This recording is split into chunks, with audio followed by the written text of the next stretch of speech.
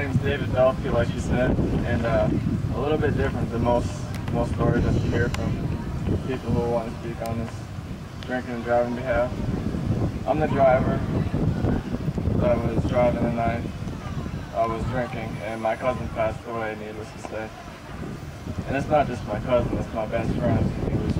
He was 1 year apart from me in age, so we hung out our entire lives. A little bit about us. We grew up in a small town. Our families were real close. Some of you might know what that's like. As soon as we got in high school, we started getting into football, working out, doing the same things. I was at his house all the time. If I wasn't at his house, he was at my house. And I know some of you, all y'all got friends like that. You got your one main friend, whether it's your family or your friend, that person's close to you. Well, while playing football, he popped his hip out of the joints. He couldn't play no more.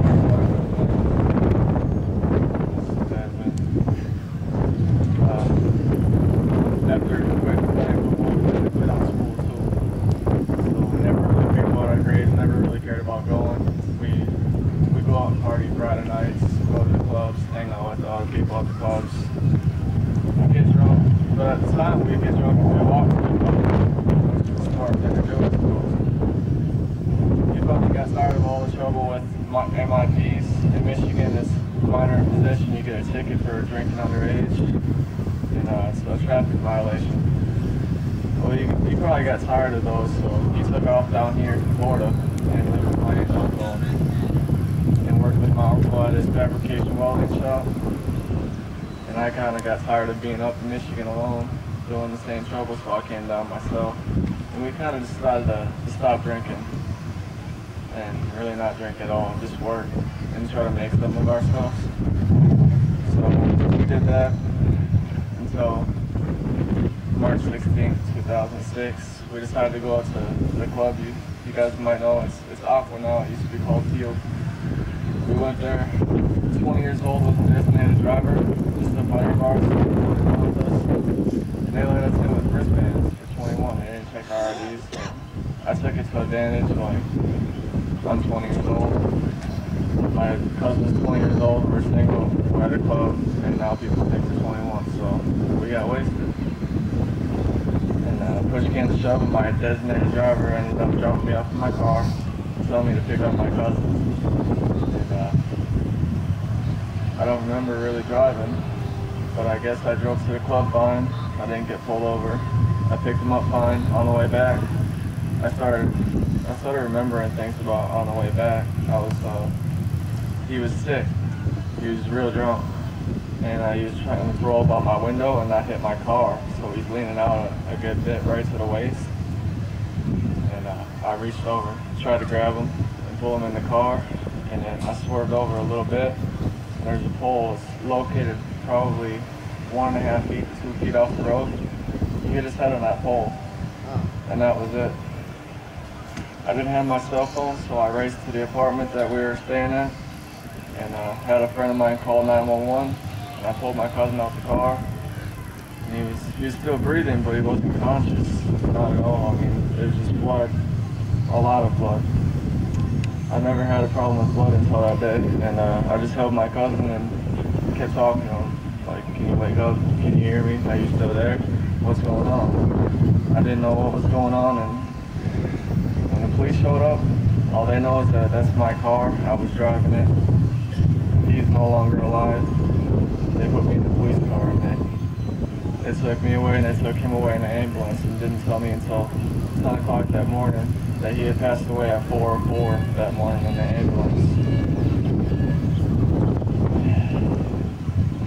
After that, I had to do one of the most painful things I think I've had to do in forever. I had to call my family and his family and let them know what happened. Because no one knew what was going on, I guess. So I had to call them and let them know that I killed my cousin and what had happened that night. Yeah, it was really painful for our entire family. It ripped the family apart. So if you think that you get into an accident like this and you might be able to get over it someday, you won't. You see see your mother's gonna tell you about it all the time. You see your aunts, any of your aunts, it's always in people's hearts. My cousin was loved by my entire family, and I took that person away. So my family doesn't want to put that pressure on me, but it's kind of hard. I made the mistake. I'm the one guilty. I'm convicted of DUI manslaughter. After something like this happens, you don't just lose your friend once. You lose them like every day. Just imagine your best friend. Anyone who's your best friend that you can think of right now. You're driving a car and that person dies, and it's because of you. You think about that every single day. Every single time you want to call your best friend because you got a secret to tell them, there's something that you just want to tell your best friend, you can't do it. Because you made a mistake to drink and drive. You can't stop thinking.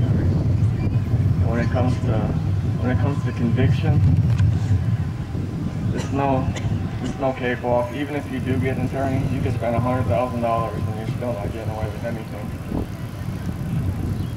I was convicted, and you say your parents, you get grounded by your parents. You do something wrong, you get grounded. You don't get your cell phone, you don't get the TV, you don't get whatever.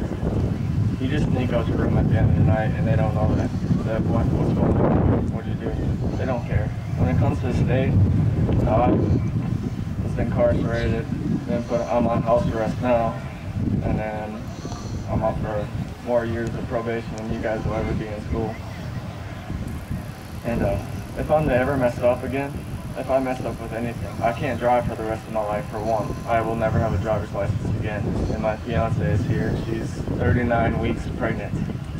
So I'm about to have a kid. And now when my kid turns 10 years old and I'm supposed to bring him to school, I can't do that. I have to call a taxi or a limousine to bring my kid to school. I can't take myself to work. I can't rely on myself. I have to rely on somebody else. So it really sucks. And like I was saying, if I violate any of that, if I drop